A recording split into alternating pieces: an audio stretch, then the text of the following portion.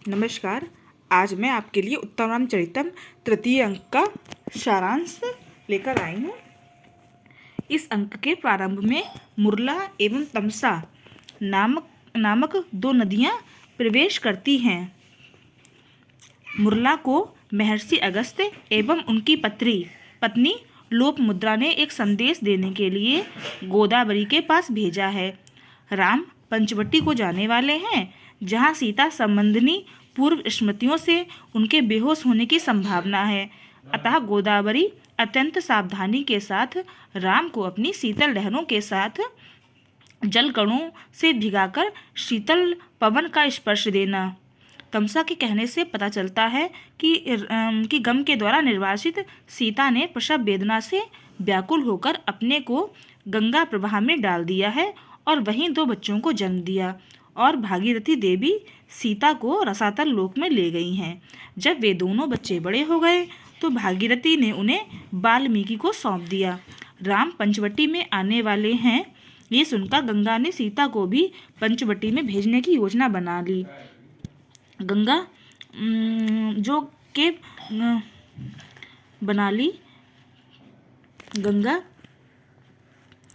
जी के प्रभाव से सीता को पृथ्वी पर विचरण करते हुए कोई भी देखने में समर्थ नहीं हो सकेगा।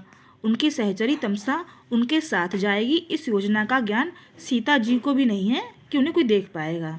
इस वार्तालाप के बाद मुरला लोपामुद्रा को ये समाचार देने के लिए प्रस्थान करना चाहती हैं।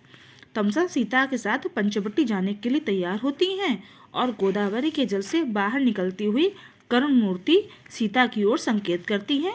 इसके बाद मुरला और तमसा वहां से प्रस्थान करती हैं।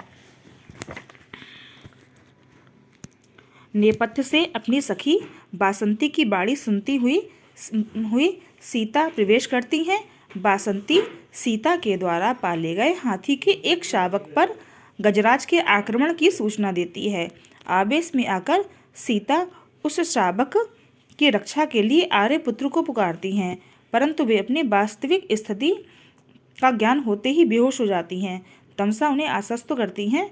तमसा सीता को बताती है कि राम शंभुक के वध के लिए दंडकारण्य में पधारे हैं।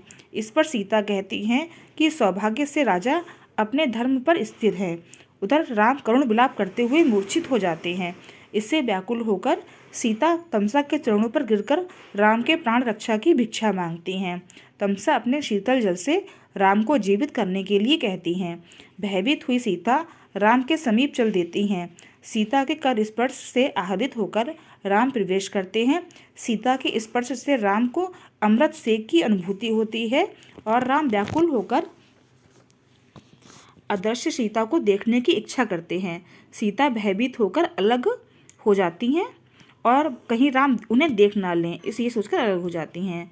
इस पर तमसा बतलाती हैं कि भागीरथी के प्रभाव से उन्हें कोई देख नहीं सकता।